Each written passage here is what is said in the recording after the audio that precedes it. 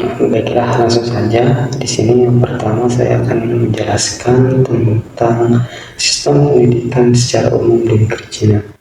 Pendidikan di negeri Cina dikendalikan secara langsung oleh negara.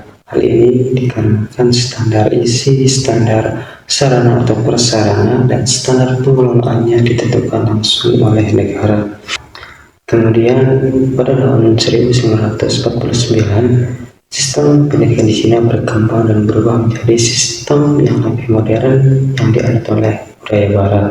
Dan pada tahun 1950-an, pendidikan di China mengalami reorganisasi dan menjadi sistem pendidikan yang semakin modern. Selanjutnya, pada era reformasi, pendidikan di China berpegang teguh pada dua teori. Yang pertama yaitu modernization theory, di mana pandangan terhadap perubahan sosial budaya di lingkungan masyarakat yang berkaitan dengan perubahan kehidupan dari tradisional menuju modern. Yang kedua ada human capital theory, di mana teori ini menyoroti pentingnya investasi dalam pengembangan pengetahuan keterampilan dan keahlian individu sebagai modal untuk pertumbuhan ekonomi. Kemudian ada tujuan dari pendidikan nasional di Cina, di mana pendidikan pendidikan di negara Cina bertujuan untuk mempersiapkan pelajarnya untuk mengembangkan dirinya dalam dimensi moral, intelektual, fisik, estetika sesuai bidangnya, sehingga menjadi pekerja sosialis yang memiliki idealisme, terdidik dan berbudaya, serta memiliki karakter yang kuat dan disiplin. Selanjutnya ada jenjang pendidikan di negara Cina.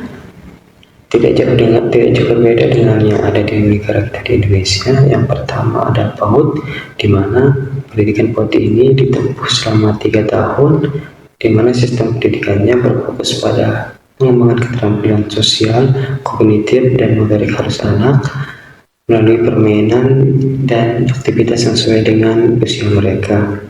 Selanjutnya ada tingkat SD, di mana tingkat SD ini ditempuh selama 6 tahun, dan tingkat ini merupakan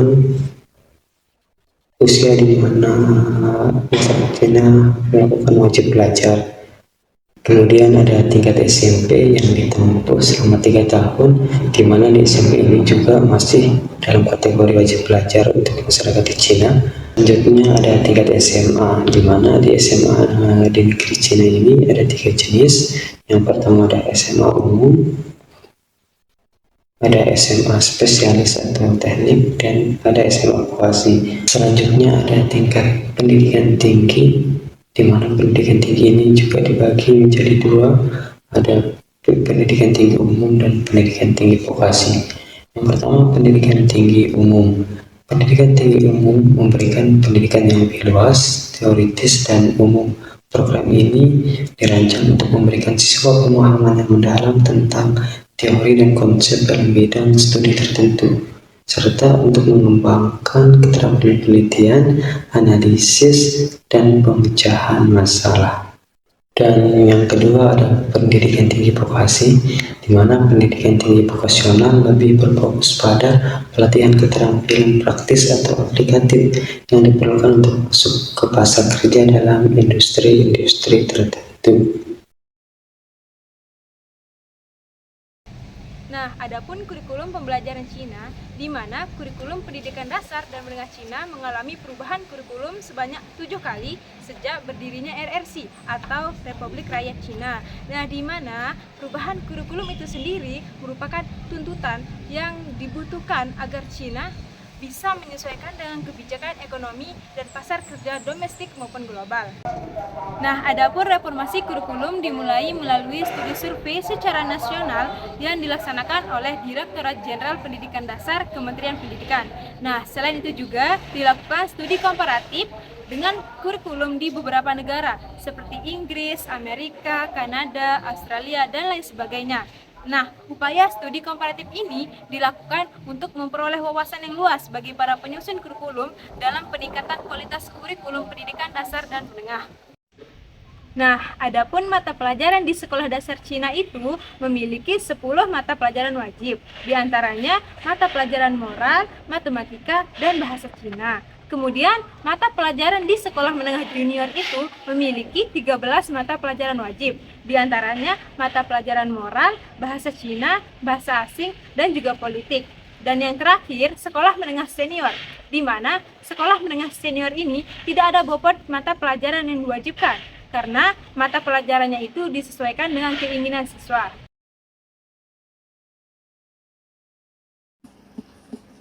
Baik, di sini saya akan menjelaskan mengenai sistem evaluasi, di mana di dalam sistem evaluasi ini terdapat peraturan, yaitu berdasarkan Rencana Pendidikan Nasional Jangka Menengah dan Jangka Panjang 2010 sampai 2020, pendidikan di Cina menitik beratkan pada pengawasan dan penilaian dari pendidikan menengah dan tinggi. Penilaian dilakukan baik secara otonomi maupun nasional, dengan tujuan untuk membuka kerjasama melalui internasionalisasi satuan pendidikan dan membuka diri terhadap sistem penilaian yang berlaku secara internasional untuk mengakomodasi kebutuhan pasar tenaga bertaraf internasional. Di dalam sistem evaluasi, terdapat ujian kelulusan di setiap jenjang pendidikan, di mana yang pertama yaitu pada sekolah dasar. Pada sekolah dasar tidak diberlakukan ujian nasional bagi alumni sekolah dasar untuk melanjutkan ke jenjang SMP. Yang kedua yaitu SMP. Ujian kelulusan pada SMP terdapat dua bagian, yaitu dibagi menjadi ujian Huikao dan ujian Huikao, di mana ujian Huikao merupakan ujian yang mata pelajarannya tidak diujikan secara nasional, sedangkan ujian Huikao merupakan ujian nasional yang dikoordinir oleh Kementerian Pendidikan. Yang ketiga yaitu SMA, di mana ujian kelulusan pada SMA sama halnya dengan ujian kelulusan pada SMP, yaitu yang dibagi menjadi dua bagian. Yang pertama ujian Huikao dan yang kedua yaitu ujian Huikao, di mana ujian Huikao merupakan ujian yang mata pelajarannya tidak diujikan secara nasional, sedangkan ujian Huikao merupakan ujian nasional yang dikoordinir oleh Kementerian Pendidikan. Pembahasan selanjutnya adalah tentang kualifikasi guru. Di Cina, guru-guru sangat dihormati dan diperhatikan kesejahteraannya oleh masyarakat maupun pemerintah. Di Cina sendiri, ada yang namanya ajaran Konfusius, yaitu ajaran yang menekankan pada keteraturan sosial dan etika. Sehingga hal ini menjadi salah satu faktor guru-guru di sana mendapatkan posisi penting dan kehormatan dari masyarakat. Bagi negara Cina sendiri, pendidikan guru merupakan salah satu elemen penting dari sistem pendidikan di sana. Pendidikan guru di Cina dibagi menjadi dua tahap. Yang pertama ada pre-service education atau pendidikan prajabatan. Yang kedua ada in-service training atau pelatihan dalam jabatan. Pre-service education merupakan suatu bentuk pelatihan yang diperuntukkan untuk calon guru yang bermaksud untuk memberikan mereka pengetahuan konten, keterampilan pedagogis, dan sikap yang diperlukan untuk mengajar secara efektif. Lalu kemudian in-service training atau pelatihan dalam jabatan. In-service training ini merupakan sebuah usaha atau suatu bentuk pelatihan yang diperuntukkan untuk para guru supaya mereka terus bisa meningkatkan kualitas kinerja mereka. In-service training ini wajib diikuti oleh semua guru untuk mempertahankan jenjang karirnya. Selain itu juga, in-service training ini memiliki 3 fungsi. Yang pertama, sebagai bentuk evaluasi bagi para guru untuk meningkatkan kualifikasinya. Yang kedua, sebagai salah satu cara untuk guru mendapatkan promosi pangkat dan kenaikan gaji. Yang ketiga adalah sebagai bentuk usaha untuk terus meningkatkan kualitas dan mutu guru. Pembahasan yang terakhir adalah tentang pendidikan matematika di Cina. Seperti halnya di Indonesia dan negara-negara lain, Cina juga menetapkan matematika sebagai salah satu mata pelajaran wajib pada setiap jenjang pendidikannya. Sistem pendidikan di Cina khususnya pada bidang matematika telah membuktikan keberhasilannya pada dunia dengan berhasil meraih peringkat pertama pada tes PISA 2012 dan tes PISA 2018. Dan kemarin pada tahun 2022, Cina juga memperoleh peringkat ketiga pada bidang matematika. Tujuan dari pembelajaran matematika di Cina menurut pedoman kurikulum kelas 1 sampai 9, yang pertama untuk mengembangkan keterampilan siswa bekerja dengan algoritma, menggunakan penalaran abstrak, menarik kesimpulan, serta mengomunikasikan pendapat atau gagasannya. Yang kedua, untuk mengembangkan keterampilan pemecahan masalah siswa. Yang ketiga adalah untuk mengajarkan matematika dasar yang akan digunakan nanti pada matematika yang lebih kompleks.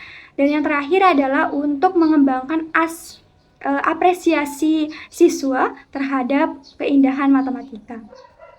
Menurut tingkat kelasnya atau berdasarkan tingkat kelasnya, pedoman kurikulum matematika siswa di Cina dibagi menjadi 5 butir.